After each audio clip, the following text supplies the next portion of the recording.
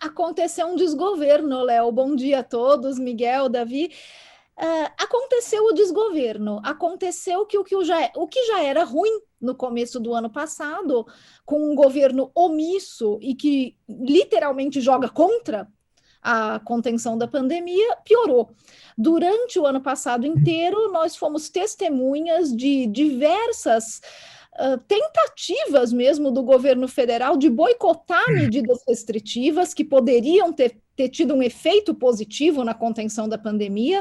Então, nós tivemos diretamente do governo federal o presidente da República desaconselhando o uso de máscaras, desaconselhando medidas de lockdown, medidas de restrição de mobilidade de pessoas, dando mau exemplo, ele mesmo nunca usando máscara e sempre aparecendo em aglomerações de pessoas, e, ao mesmo tempo, o Ministério da Saúde, que após a perda de 2 ministros, fica, então, com o ministro general Pazuello, que, infelizmente, é muito aliado ideologicamente ao presidente da República e compra, então, o discurso do presidente e também não é bem sucedido e nem tenta implementar medidas de restrição, faz propaganda junto com o presidente da República de tratamentos que não têm comprovação científica. O resultado disso foi, durante um ano, uma população extremamente confusa em relação a como deve se comportar,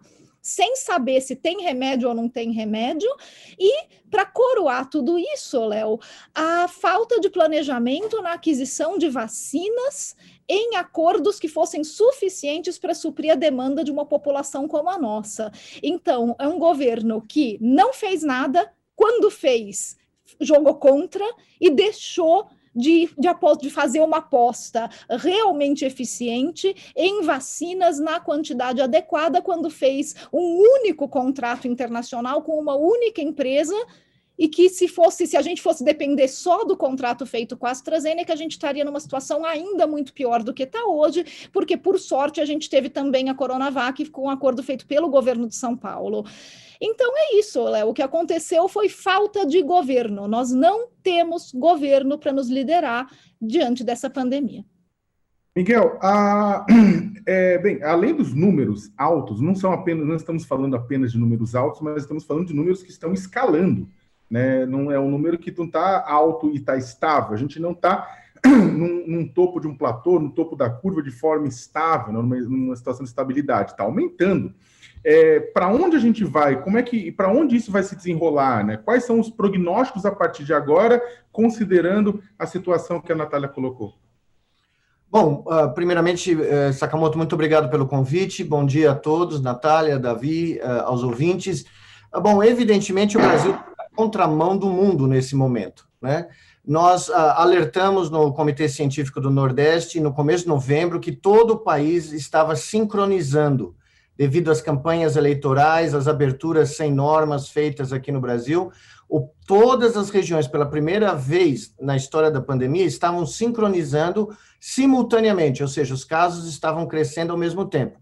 Nós tivemos 8 outros eventos sincronizadores, como as festas do final de ano, o carnaval, e nesse instante, para você ter uma ideia, eu estava olhando nos últimos dados aqui do New York Times, dos Estados Unidos, os Estados Unidos caiu para menos de 1.000 mortes por dia, depois de estar um mês atrás com 5.000 mortes por dia, e nós nos transformamos no epicentro da tragédia mundial, e não só isso, toda a imprensa mundial hoje aponta o Brasil como o maior risco do planeta, porque quando você deixa um vírus se reproduzir livremente, como está acontecendo no Brasil, nós podemos atingir 100.000 casos diários a qualquer momento, e podemos passar dos 2.000 óbitos hoje, e temos outro recorde entre hoje e amanhã, que são os dias da semana onde normalmente os mortos são registrados em maior número, nós podemos ter o maior reservatório, o maior laboratório a céu aberto de replicação do coronavírus, que vai gerar mais mutações, provavelmente mais variantes, e o mundo inteiro olha para o Brasil agora como um risco sanitário global.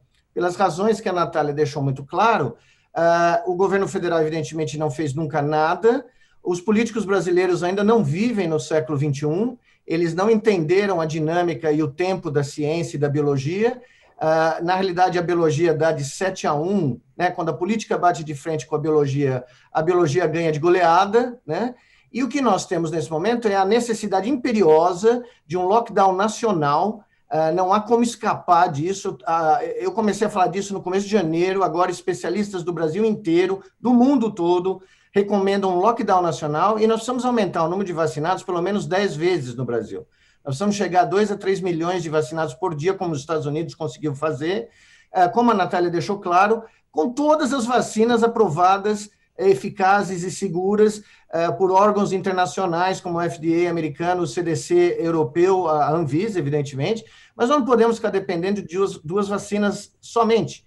Nós precisamos conjugar esse lockdown nacional com um aumento dramático da vacinação e precisamos de uma campanha de informação nacional, clara, direta, baseada em ciência, para deixar claro para a população brasileira que, afora o genocídio indígena da colonização europeia e da escravidão, essa é a maior crise humanitária da história do Brasil, e março pode ser o pior mês da história do Brasil em termos de perdas de vida. Qual?